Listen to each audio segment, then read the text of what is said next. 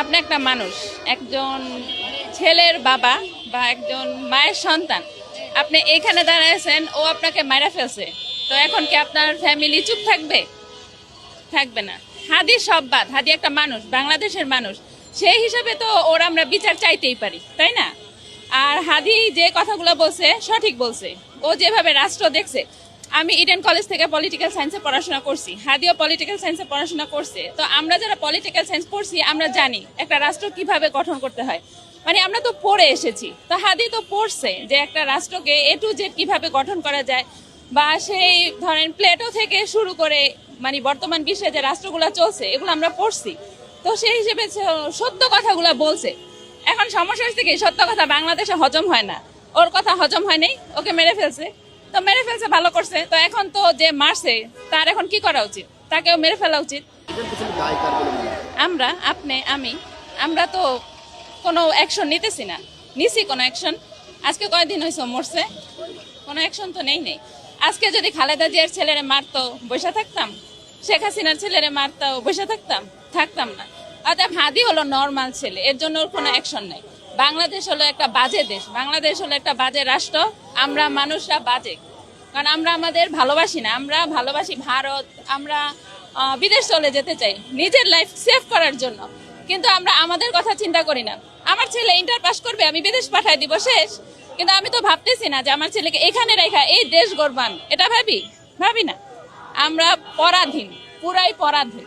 ঠিক আছে, আমরা স্বাধীনতা চাই। আমি হাদিকে চিনতাম না। হাদি যেদিন মারা গেছে সেই দিন আমি হাদিকে চিনছি।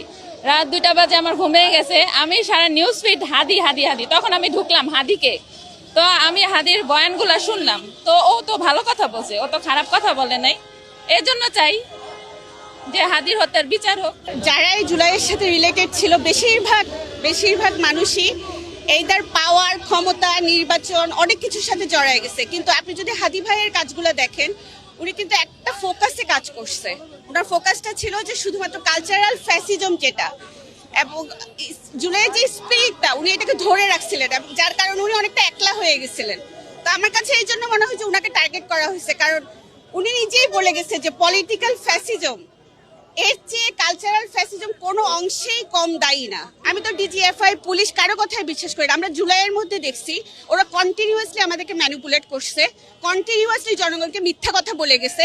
আমরা এখন ইন্টারিমের কথাও বিশ্বাস করি না, কারণ যে ডক্টর ইউনূস, যে কিনা হাদি ভাই মারা যাওয়ার পরে একবারও হাদি ভাইয়ের বিচারের নামটা মুখে নেয় নাই, একবারও খুনির নামটা মুখে নেয় নাই, আমরা তাদের কথা কিভাবে বিশ্বাস করব? এখন আমাদেরকে যদি জিজ্ঞেস করা হয় যে কারা খুন করছে, আমরা তো পুলিশ না, এটা তো আমাদের দায়িত্ব না, আমরা তো ডিজিএফআই না, আমরা তো ইন্টারিম না। উপদেষ্টারা কি করতেছে?